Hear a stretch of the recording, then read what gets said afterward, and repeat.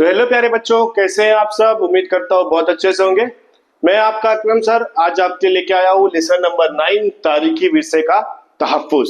ठीक है, तारीखी विरसा मतलब जो हमें कुदरती तौर पर या इंसानी तौर पर हमें क्या किया गया है, मिला है, उसे हमें क्या करना चाहिए, हिफाजत करना चाहिए और हम उसे किस तरह से बचा सकते हैं, हम इस लेसन में पढ़ने वाले हैं। ठीक है, बहुत अच्छा और इंटरेस्टिंग लेसन है। इसमें बहुत सारे अजायब घरों के बारे में, म्यूजियम वगैरह के बारे में भी क्या किया गया है, बताया गया है और बहुत सी इंटरेस्टिंग चीजें हैं इस लेसन में, जैसे इंसाइक्लोपीडिया वगैरह। तो उस चीजों के बारे में हम क्या करने वाले हैं, पढ़ने वाले हैं। तो बिना टाइम वेस्ट किए हम क्या करते हैं, अपने लेसन की तरफ में चलते हैं। लेकिन उससे पहले जो बच्चे हमारे साथ नए जुड़ रहे हैं वो क्या करें, इस चैनल को सब्सक्राइब करें, बेल आइकन को प्रेस करें ताकि इसका कोई भी नोटिफिकेशन आपको बहुत आसानी से मिल सके। और हमारा इंस्टाग्राम अकाउंट, फेसबुक अकाउंट को भी क्या करें, फॉलो कर लें ताकि इससे रिलेटेड कोई भी नोटिफिकेशन रहे तो आपको वो मिल सके। ठीक है बेटा, तो चलिए स्टार्ट करते हैं। तारीखी माखज में जो पुरानी इमारतें हैं, पुरानी किताबें हैं, इन तमाम चीजों को क्या किया जा सके, बचाया जा सके, इनकी नशिस्तें महफूज रखी जा सके, इनके लिए इस पर क्या किया जाता है, काम किया जाता है। और इसकी तहफ्फुज के लिए हमें क्या करना पड़ता है, इन माखजों को, इन नशरियात को या इन किताबों को लाइब्रेरी में, म्यूजियम्स वगैरह में क्या करना पड़ता है, रखना पड़ता है ताकि इनकी जो नशिस्तें हैं, जो इनके किताबों की फहरिस्तें हैं, वो क्या रहे, आने वाले टाइम में भी मौजूद रहे और लोग इससे क्या कर सके, कुछ ना कुछ फायदा उठा सके।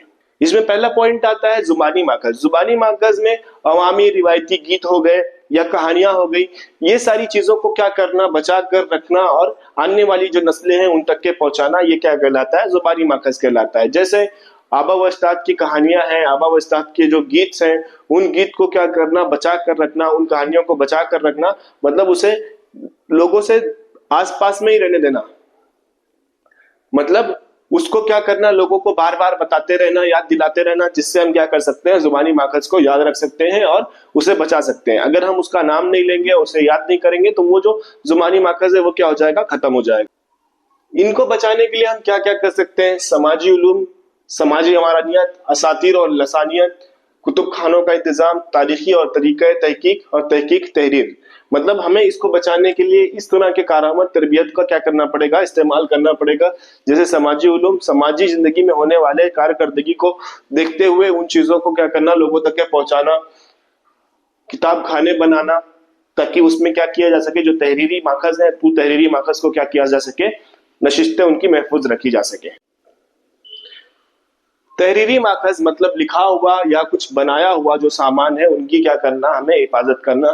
तहरीरी माखज में किताबें आती हैं, कुछ तांबट वगैरह होते हैं जो बनाए जाते हैं, तांबे के बर्तन, तख्ती वगैरह, इन चीजों की क्या की जा सके, हिफाजत की जा सके और इन नशरियात की हिफाजत की जा सके, इसे क्या कहा जाता है, तहरीरी माखज। इनको बचाने के लिए तो सबसे पहले किस तरह के पेपर पर लिखा गया है, उसके लिए लिखने के लिए कौन सी रचनाई का इस्तेमाल किया गया है, ये तमाम चीजों की मालूमात होना हमें बहुत जरूरी है। और जो भी हमारे पास सकाफती नॉलेज है, उस नॉलेज को क्या करना, बचा कर रखना और इनकी तहरीर करना, जो किताबें हैं, इन किताबों को लाइब्रेरी और कुतुब खाने जो है, इनमें क्या करना, नशिस्त करके रखना, मतलब बचा कर रखना, ये तहरीरी माखज का क्या है, अहम कारामत तरबियत है। तबई माखज, तबई मतलब होता है कि जो अल्लाह ताला की तरफ से कुदरत के तौर से हमें क्या मिला है उसकी क्या करना, हिफाजत करना। तो तबई माखज की हिफाजत के लिए उसकी साफ सफाई करना बहुत जरूरी है। अगर वो हाथों से साफ हो सकता है तो हाथों से साफ किया जा सके, नहीं तो केमिकल वगैरह के जरिए इसे क्या किया जा सके, साफ किया जा सके। और जो नकलो नुमाइश है, जिस तरह से उससे अल्लाह ताला ने क्या किया है, बनाया है, उसमें कोई छेड़छाड़ ना करना, उसको वैसा का वैसा रहने देना, ये क्या कहलाता है, तबई माखज को हिफाजत करने का यह तरीका है। इसकी कारामत तरबियत में आसार कदीमा में उसूल किए गए तरीके, तहजीब, इनकी क्या करना, तारुफ करना, इनके बारे में मालूमात रखना। इसके अलावा जो पत्थर या जो मादनियात या जो ढांचे इस्तेमाल किए गए, उनकी क्या करना, बका करना। जो चीजें अल्लाह ताला की तरफ से बनाई गई है उनकी साफ सफाई रखना, अगर हाथों से हो सकती है तो हाथों से, केमिकल से हो सकती है तो केमिकल से करना। इसके अलावा जो तर्ज फनून है, जिस तरह से उस चीज की कारकर्दगी की गई है, बनाई गई है, उसमें कोई तब्दीली ना लाना। पुराने तर्ज के जो नबातात हैं या जो बाकियात है, उनको क्या करना, संभाल कर रखना, ये भी क्या है, तबई माखज कहलाता। कुछ मशहूर अजायब घर का मतलब होता है म्यूजियम। अहद-ए-वस्ता में यूरोपीय शाही खानदानों के जरिए क्या किया जाता था, जो कुछ मशहूर चीजें होती थी उन्हें एक जगह पर लाकर जमा किया जाता था, जिसकी वजह से अजायब घर क्या होते थे, बन जाया करते थे या बनाए गए थे। लोर के अजायब घर पेरिस शहर में लोर का अजायब घर मौजूद है, जिसकी बुनियाद 18वीं सदी में फ्रांस के शाही खानदान की जमा की गई जो फनी चीजें थी उन्हें जमा करके क्या किया गया था, लोर का अजायब घर बनाया गया था। इसमें मोनालिसा की जो तस्वीर है इसे भी क्या किया गया है, रखा गया है। और नेपोलियन बोनापार्ट के बैरूनी हमले की वजह से बहुत सारी चीजें क्या की गई थी, इस अजायब घर में लाई गई थी, और जिसकी वजह से यहाँ पर क्या है, बहुत ज्यादा चीजें अवेलेबल है जो कदीम जमाने से लेकर जदीद जमाने की चीजें हैं। तकरीबन तकरीबन 80,000 से ज्यादा कीमती अशिया इस अजायब घर में क्या है, मौजूद है। इसके बाद है बरतानवी हुकूमत का जो इंग्लैंड में क्या है, अजायब घर है। इसकी जो बनाने की शुरुआत की गई वो 18वीं सदी ईस्वी में रखी गई, और यहाँ के एक माहिर उलूमकार थे जिनका नाम था माहिर सर हिंस स्लोइन। इनके पास अलग अलग चीजें थी जिन्होंने क्या किया था, 70,000 से ज्यादा चीजें यहाँ के जो मिनिस्टर थे, जो यहाँ के गवर्नर थे, उनको दे दिया था, और वो गवर्नर ने क्या किया था, इस अजायब घर में ले जाकर रख दिया था। उसके साथ साथ बरतानवी हुकूमत जो थी बहुत सारे मुल्कों के ऊपर क्या थी, कब्जादार थी, और वहां पर कब्जा करके रखी थी, जिसकी वजह से वहां की जो बेशकीमती चीजें होती थी वो अपने अजायब घर में लाकर क्या करती थी, जमा करती थी, जिसकी वजह से आज के टाइम पर आज यहाँ पर 80 लाख से ज्यादा तारीखी चीजें क्या है, मौजूद है। ये ब्रिटिश का अजायब घर है, और यहाँ पर बहुत सारे नबातात के नमूने वगैरह भी क्या है, रखे गए हैं, जैसे sample of plants and animals को क्या किया गया है, रखा गया है। National museum of natural history इसको 1846 में क्या किया गया, बनाया गया, और यहाँ नबातात और जानवरों के क्या है, बहुत सारे वाकयात मौजूद है, और बहुत सारी कदीम अशिया क्या है यहाँ पर मौजूद है, जिसके अगर हम देखें तो यहाँ पर करोड़ों से ज्यादा नमूने क्या किए गए हैं, लाकर रखे गए हैं। ये जान लें भारत के मशहूर अजायब घर, इंडियन म्यूजियम कोलकाता में, नेशनल म्यूजियम दिल्ली में, छत्रपति शिवाजी महाराज अजायब घर मुंबई में, सालार जंग म्यूजियम हैदराबाद, और the Calico museum of textiles Ahmedabad Bharat के मशहूर अजायब घरों में से चंद है। इसके ऊपर से आपको वेब डायग्राम आती है, ये एक इंपॉर्टेंट है, तो इसको क्या करो, अच्छे से पढ़ लेना। भारत के अजायब घर, भारत की जो इस तरह के म्यूजियम्स है, इन म्यूजियम में सबसे पहला जो म्यूजियम है वो कोलकाता का है, जिसको एशियटिक सोसाइटी ने बताया था। हमने देखा था ना पहले के लेसन में कि बरतानवी हुकूमत ने क्या किया था, एशियटिक सोसाइटी बनाई थी, तो इसी एशियाटिक सोसाइटी ने क्या किया था, कोलकाता का म्यूजियम बनाया था। इसी तरह 1851 में चेन्नई का म्यूजियम बनाया गया, और 1949 में दिल्ली का म्यूजियम बनाया गया। और कुछ म्यूजियम ऐसे होते हैं जो यूनिवर्सिटीज जो होती है उनसे क्या होते हैं, कोलैब किए होते हैं, उनके साथ में मिलकर क्या करते हैं, म्यूजियम्स को चलाते हैं। तो ऐसे यूनिवर्सिटीज में इनको क्या होता है, एक सब्जेक्ट होता है जिसका नाम रहता है, क्या नाम रहता है, इल्म अजायब घर, ठीक है। और इंडिया में बहुत सारी ऐसी यूनिवर्सिटी है जो क्या करती है, इस सब्जेक्ट को पढ़ाती है। जैसे यहाँ पर 5-6 यूनिवर्सिटीज के नाम है जो क्या करती है, ऐसे सब्जेक्ट्स को भी पढ़ाती है, और उनका ये ऐसा स्पेशल सब्जेक्ट होता है। जो प्रिंस थे, प्रिंस ऑफ वेल्स, ये भारत आए थे, इनकी याद में क्या किया गया था, कुछ भारतीयों ने मिलकर 1904 में इस अजायब घर को बनाने की शुरुआत की थी, जो कि 1905 में बन गया था। लेकिन 1998 में इस अजायब घर का नाम क्या किया गया, चेंज किया गया, और चेंज करके क्या नाम रखा गया, छत्रपति शिवाजी महाराज अजायब घर मुंबई। ये जो अजायब घर है ये इंडो गोथक तर्ज से बना हुआ है। हमने देखा था इससे पहले भी कि इंडो गोथक तर्ज क्या होता है, तो ये इंडो गोथक तर्ज से बनाया गया है। और इस यूनिवर्सिटी में बहुत सारे ऐसे फनून, आसार कदीमा और कुदरती तारीख के बहुत सारे ऐसे, और इस अजायब घर को 3 हिस्सों में क्या किया गया है, तकसीम किया गया है, जिसमें एक है फनून, दूसरा है आसार कदीमा, और तीसरा है कुदरती तारीख। इसमें 50,000 से ज्यादा जो है अजाबायत क्या किए गए हैं, जमा किए। इसके बाद जो टॉपिक है वो कुतुब खाना और तहफ्फुज खाने, ठीक है। कुतुब खाना मतलब होता है लाइब्रेरी, और लाइब्रेरी का हम कैसे क्या कर सकते हैं, हिफाजत कर सकते हैं। अगर हम लाइब्रेरी देखें तो लाइब्रेरी एक क्या है, इल्म का खजाना है, जहां पर बहुत सारी अलग अलग किताबें क्या होती है, मौजूद होती है, और यहाँ पर अलग अलग नशरियात क्या किए जाते हैं, महफूज रखे जाते हैं। अगर हम आज का टाइम देखें तो आज के टाइम में बहुत सारे ऐसी लाइब्रेरीज है जिसको कंप्यूटर बेस्ड क्या किया जाता है, चलाया जाता है, जिसमें कौन सी किताब ली गई, कौन सी किताब रखी गई, ये सारी चीजों की क्या रहती है, जानकारी रहती है। तो ऐसी जगह को हम क्या कहते हैं, कुतुब खाने कहते हैं, और इनका हिफाजत करना निहायत ही जरूरी है, क्योंकि अगर हम इन चीजों की हिफाजत नहीं करेंगे तो आने वाले टाइम में ऐसे नशरियात, जो ऐसी किताबें होंगी, वो किताबें हमें मिल नहीं पाएंगी, और हमारा जो माजी है वो माजी लोग क्या हो जाएंगे, भूल जाएंगे। तो इसकी माजी की जानकारी ज्यादा से ज्यादा रखने के लिए लोग क्या करते हैं, कुतुब खाने का इस्तेमाल करते हैं, पुरानी किताबें पढ़कर उस दौर की क्या करते हैं, मालूमात हासिल करते हैं। तक्षशिला यूनिवर्सिटी के कुतुब खाने 500 कबल मसीह या 500 ईस्वी में पाए जाते थे। मेसोपोटामिया के एसरीन सल्तनत का शहंशाह असूर बानी पॉल का कुतुब खाना।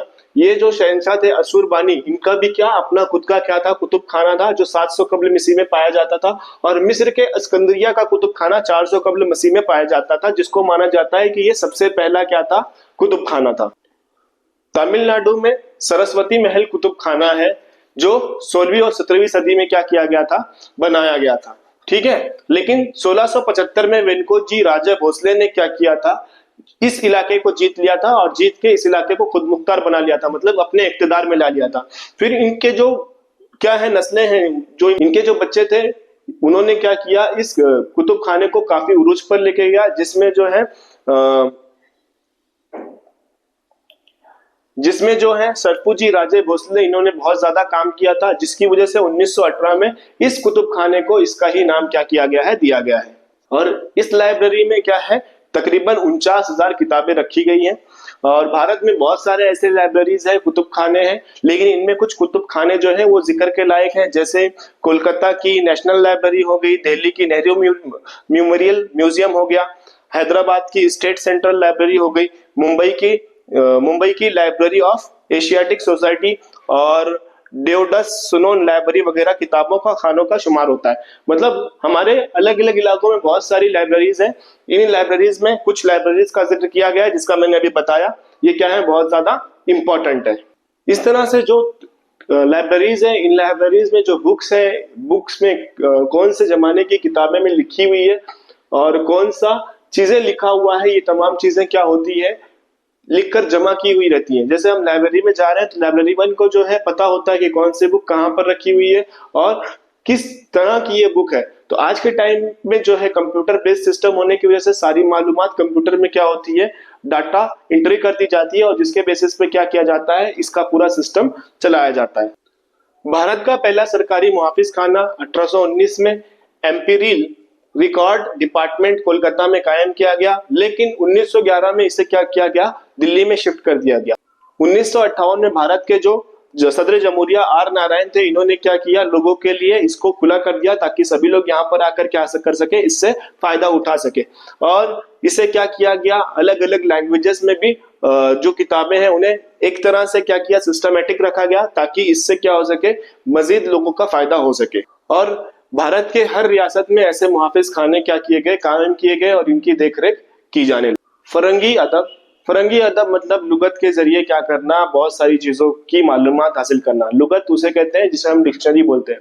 डिक्शनरी के थ्रू हम क्या कर सकते हैं, बहुत सारी चीजों का मुताला कर सकते हैं, अल्फाज का माने निकाल सकते हैं। इसमें इंसाइक्लोपीडिया होता है, जिसमें अलग अलग जो जानवर होते हैं उन जानवरों की जमातबंदी की हुई रहती है, अलग अलग नबातात की जमातबंदी की रहती है, और बहुत सारी जो जमातबंदियां हैं वो जमातबंदियां इस लुगत में क्या की जाती हैं, दिखाई जाती हैं। लुगत की जरूरत क्यों है?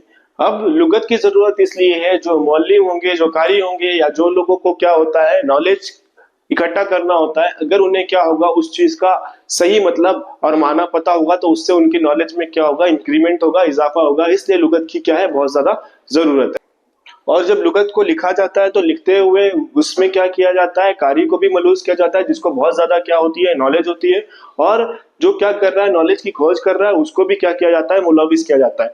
और इसमें लुगत में क्या किया जाता है, लास्ट पेज पर या पहले पेज पर इसका इंडेक्स दिया जाता है, फहरिस्त दिया जाता है, जिसमें वो क्या कर सकते हैं, उससे रिलेटेड जो टॉपिक है उस टॉपिक को हम क्या कर सकते हैं, ढूंढ सकते हैं। और अगर ये लुगत में दिया हुआ रहता है तो वो लुगत बहुत ज्यादा क्या होती है, फायदेमंद होती है, जो क्या कर रहा है बंदा उसको पढ़ रहा है।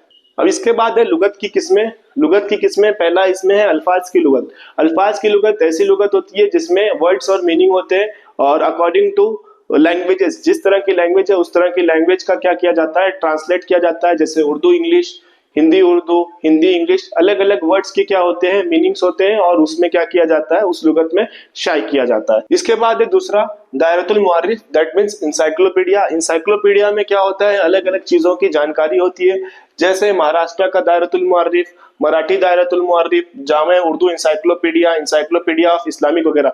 मतलब जो भी इंसाइक्लोपीडिया है, उस इंसाइक्लोपीडिया में क्या किया जाता है, शुरू से लेके आखिर तक के उस चीज के बारे में बताया जाता है। जैसे मराठी लैंग्वेज है, तो मराठी दायरतुल मुअर्रिफ है, तो मराठी कैसे स्टार्ट हुआ और इसमें कौन कौन से वर्ड हैं, कौन से वर्ड की क्या मीनिंग है, ये सारी चीजें मराठी दायरतुल मुअर्रिफ संबंधित में रहेगी। उर्दू इंसाइक्लोपीडिया ये कैसे स्टार्ट हुआ, इसमें कौन कौन सी मीनिंग है, कौन से अल्फाज की क्या मीनिंग है, ये सारी चीजें उर्दू इंसाइक्लोपीडिया में क्या होगा, अवेलेबल होगा। इस तरह से क्या किया जाता है, दायरतुल मुअर्रिफ की किताबें बनाई जाती है जिसमें उस टॉपिक से रिलेटेड पूरी जानकारी क्या की जाती है, दी जाती है।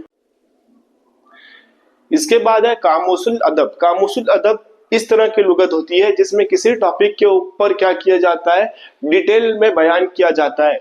जैसे हमने क्या किया, किसी इंसान की बायोग्राफी पढ़ रहे हैं तो उसमें उसका जब वो पैदा हुआ और जब वो मरा और उसके बीच में उसने क्या क्या काम किया, वो सारी चीजें बताना है, तो वो क्या कहलाएगा, एक तरह का कामुसुल अदब कहलाएगा। इसके बाद चौथा है फरंग इशारिया।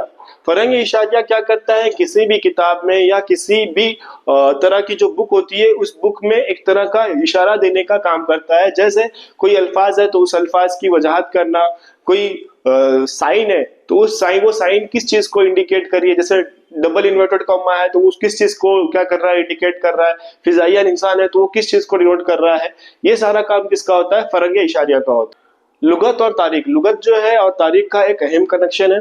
कोई भी समुदाय हो, कोई भी समाज है तो उनकी क्या होती थी, अपनी जुबान होती थी, अपना कल्चर होता था। उस जुबान और कल्चर को वो क्या किया करते थे, अपने तारीख में लिखते थे। इन तारीख का मुताला करने के लिए लुगत का क्या होता है, बहुत ज्यादा जरूरत होती है, क्योंकि हमें उन तरह की जुबान को जानने के लिए और उस तरह के कल्चर को जानने के लिए क्या करना पड़ेगा, तारीख को पढ़ना पड़ेगा। और तारीख अगर हमें पढ़ना है तो उस लैंग्वेज का आना हमें क्या है, बहुत ज्यादा जरूरी है। अगर हमें वो लैंग्वेज नहीं आ रही है तो हमें लुगत का क्या करना पड़ेगा, इस्तेमाल करना पड़ेगा। इस तरह की बहुत सी किताबें वगैरह भी हैं जो भारतीय संस्कृति कोश वगैरह, ये सब की वजह से तरक्की, इस तरह की किताबें हैं जो भारतीय संस्कृति कोश वगैरह हैं, इसमें भी क्या किया गया है, भारतीय संस्कृति वगैरह के बारे में बताया गया है। इसके अलावा जो लुगत होती है वो लुगत माशरे में क्या हो रहा है या माशरे में किस तरह से जिंदगी गुजारनी चाहिए, इस तमाम चीजों की भी क्या देती है, तरगीब देती है। तो यहाँ पर कुछ उर्दू साइंस इंसाइक्लोपीडिया और उर्दू के अहम लुगात भी क्या है, हमें देखने को मिलते हैं। अगर हमें उर्दू कल्चर हमें मालूम करना है तो उर्दू हमें क्या करना पड़ेगा, उर्दू की जो लुगत है, इंसाइक्लोपीडिया है, उसे पढ़ना पड़ेगा। उर्दू साइंस की इंसाइक्लोपीडिया है, उसे पढ़ना पड़ेगा, जब जाके हमें क्या होगा, उस चीज के बारे में मालूमात हासिल होगी। इसके बाद है फरहंग तारीख। तारीख के मौजू पर जो लुगत होती है, इस लुगत में बहुत सारी जो चीजें हैं वो क्या की जाती हैं, बताई जाती है। जैसे रघुनाथ जो है, रघुनाथ भास्कर गोडबोले का कदीम भारतीय तारीखी लुगत 1876 बहुत कदीम लुगत है। रघुनाथ भास्कर जो है, इनकी एक लुगत है जो 1876 में क्या है, बहुत ज्यादा कदीम लुगत है। इसमें इन्होंने बताया है किसके बारे में, जमाने कदीम के बारे में। जमाने कदीम में जो लोग बहुत बहादुर हुआ करते थे, उनकी जो दारुल हुकूमत हुआ करती थी, उनकी जो औलाद हुआ करती थी, उन तमाम चीजों के बारे में उन्होंने क्या किया है, इस लुगत में बताया है। श्रीधर वेंकटेश कीतकर की महाराष्ट्रीय अलमी लुगत है। इसकी 23 जिल्दें क्या की गई हैं, छापी गई है। इस जो लुगत है, इस लुगत का बहुत ज्यादा इंपॉर्टेंट मकसद ये है कि ये क्या कर सके, लोगों को, जो मराठी लोग हैं उनको लोगों के बराबर में लाया जा सके और उन्हें एक अहम दर्जा दे सके। इसके बाद जो है स्वानही लुगत, ये लुगत जो है भारत की एक इम्पोर्टेंट लुगत है, जिसमें सतेश्वर शास्त्री चतराव ने भारतीय चित्रकोश मंडल की बुनियाद डालकर क्या किया है, भारत की कदीम स्वानही लुगत को क्या किया है, बताया गया है। जिसमें कदीम स्वानही लुगत 1932, 1937 और 1946, इन तीनों किताबों में, इन तीनों स्वानही लुगत में क्या किया है, इन्होंने भारत की जो तस्वुर है, तस्वुर को क्या किया है, इन्होंने वाज़ेह करने की कोशिश किया है। जिसमें देखा जा सकता है कि इस लुगत में सरस्वती, स्मृति और 17वें वेदरांग, अनपष्ट, पुराण, नीच, चीन और बुद्ध मजहब और अदब की पेश किए गए हैं। मतलब इन्होंने क्या किया है, इन तीनों किताबों में इन जो मजहब है, इन मजहबों के बारे में क्या किया है, बहुत ज्यादा डिटेल में बताया है। इसी तरह जामिया उर्दू इंसाइक्लोपीडिया, ये भी 8 जिल्दों पर मुश्तमिल है, जिसमें हर एक जिल्द क्या है, अलग अलग है और अलग अलग मौजू पर लिखा हुआ है। मतलब अलग अलग टॉपिक के ऊपर हर एक पेज पर क्या किया गया है, लिखा गया है। जिसमें अदब, सियासी, समाजी उलूम, साइंस, रियाजी, तारीख वगैरह पर मबनी चीजों के बारे में क्या किया गया है, लिखा गया है। इसमें शख्सियात, वाकयात और अशिया, मादों के मकामात वगैरह की भी चीजों के बारे में क्या किया गया है, तफसील में मालूमात लिखी गई है। फरहंग के मुकामात, अब ये कहाँ पर है, किस जगह पर है, इनकी जानकारी के लिए ज्योग्राफिकल नॉलेज होना क्या है, बहुत ज्यादा जरूरी है। इसीलिए बोलते हैं कि किसी भी तारीख का अगर हमें मुताला करना है तो ज्योग्राफी की नॉलेज हमें होना क्या है, बहुत ज्यादा जरूरी है। जैसे महानुभाव फिरके, इन्होंने, ये जो थे महानुभाव फिरके के मुबल्लिग थे, जिन्होंने क्या किया था, इस फिरकों को बनाया था। इन्होंने 14वीं सदी में श्री चक्रधर स्वामी, गांव में गए, इन गांव की तफसीली अंदराज है। मतलब कि श्री चक्रधर स्वामी जो जो गांव में गए थे उस तमाम चीजों की उस फरंग में क्या की गई है, लिखा हुआ है कि हाँ ये गांव में गए थे और यहाँ पर इन्होंने क्या की है, उस मजहब की तबलीग की है, उस मजहब के बारे में डिटेल में बताया है।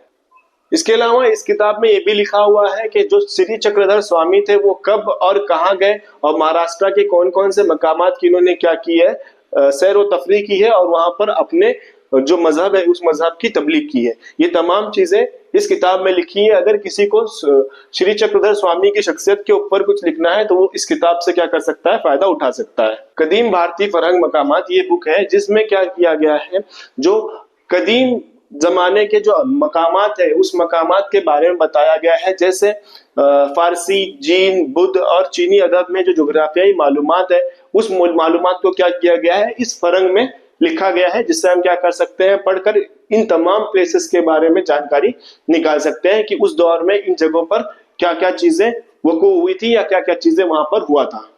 दायरतुल मुआरिफ, दायरतुल मुआरिफ का मतलब है सभी नॉलेज को क्या किया जाए, यकजा किया जाए। महाराष्ट्र के जो पहले वजीर आला थे यशवंतराव चौहान, इन्होंने मराठी जुबान को क्या करने के लिए, बढ़ावा देने के लिए इन्होंने क्या किया था कि सभी नॉलेज को क्या किया जाए, इकट्ठा किया जाए और मराठी में लिखा जाए और मराठी में लिखकर लोगों तक के पहुंचाया जाए, ताकि मराठी जो लैंग्वेज है वो लैंग्वेज का क्या हो सके, इर्तिका हो सके।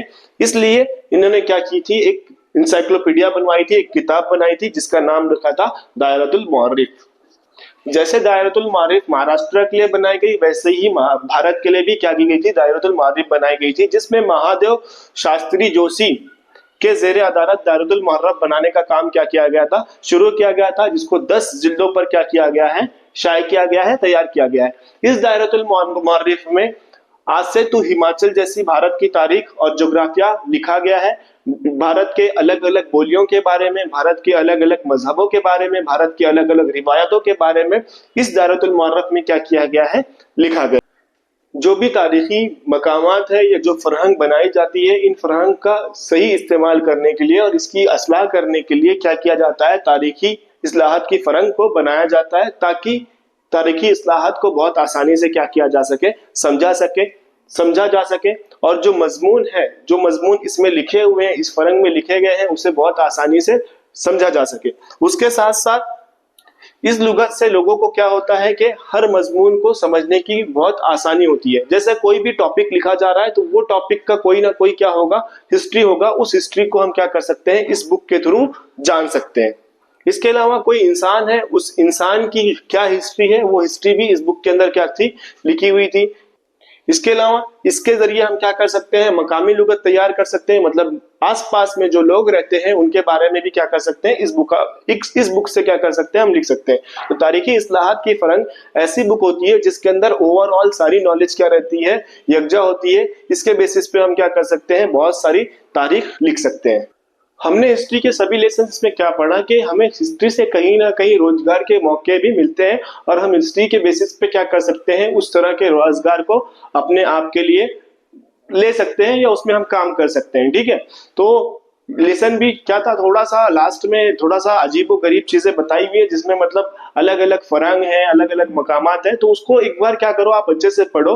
आपको नहीं समझ में आता है तो वीडियो को एक बार वापस देखने की कोशिश करो। आई होप आपको समझ में आ जाएगा। और यहाँ पर अपना हिस्ट्री का पार्ट क्या हो रहा है, कंप्लीट हो रहा है।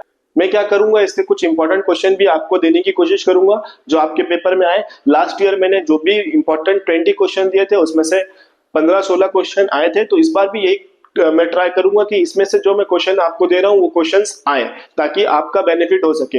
और इसी तरह की बहुत सारी वीडियोस हमने क्या कर चुके हैं, अपलोड कर चुके हैं, जैसे ज्योग्राफी हो गया, आपका साइंस हो गया, मैथ्स हो गया, तो वो सबसे भी आप क्या कर सकते हैं, प्रिपरेशन कर सकते हैं, जिनकी जो लिंक है मैंने इसके डिस्क्रिप्शन में डाल के रखी है, आप वहां से चेक कर सकते हैं। और इसी तरह मुझे सपोर्ट करते रहिए, हमारे वीडियो को क्या करें, लोगों के साथ में शेयर करें, ताकि हमारा भी जो मनोबल है वो बढ़ सके और इसी तरह से हम क्या कर सके, काम कर सके। ठीक है बेटा, हमारे साथ इसी तरह बने रहिए।